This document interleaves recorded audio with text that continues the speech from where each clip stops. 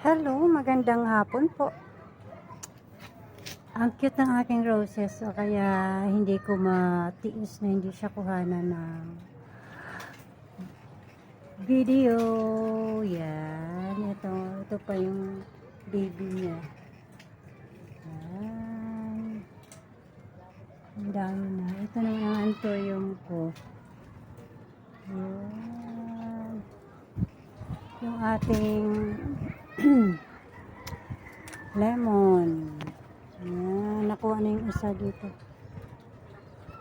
Hinog na hinog. Actually, hinog na siya. Pwede na yun. Yung aking pineapple, mukhang gumagawa na ng bulaklak.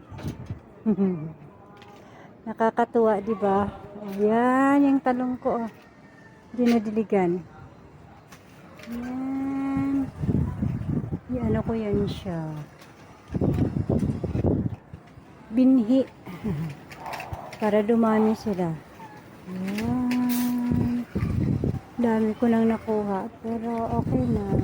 Hindi ako nakadilig kaninang umaga. Grabe init dito. Super. Pakita ko naman sa inyo ngayon yung aking obra maestra. Yan. Yan na siya. Aha. Ayan na. Ayan. Hindi pa siya fully tapos. Itong may part na medyo madilim. Nilagyan ko siya ng parang ano ba yan? Net. Net siya na black para hindi masyadong mainit. Kasi kahit na may plastic dito, mainit pa rin. So, nilagyan ko ng net. So, our purpose is this one. All the projects that I made. Yan, takip ng puwet ng soft drinks.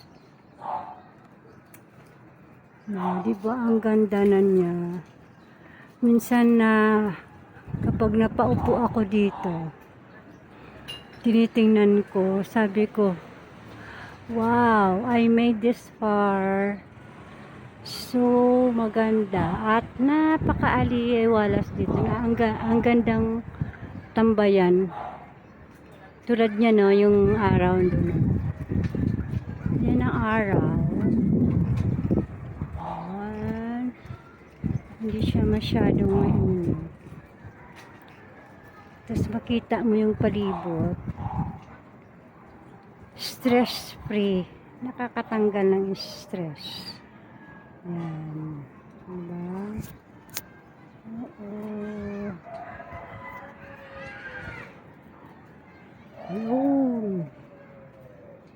So, yan. Nakita nyo na yung aking ang kagandahan nila. Yan.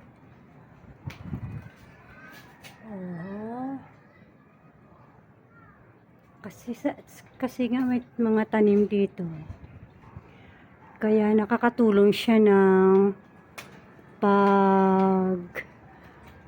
yung kakatanggal ng init. Kasi na-absorb nila yung init. Yung mga tanim na yan.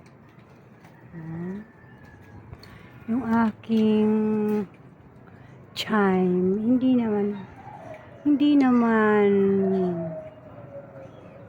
nagtutunog. Ano ba yan? Ayos lang. Pero sa gabi maganda rin dito. Malamig. Ipakita ko ulit sa inyo. So, thank you guys.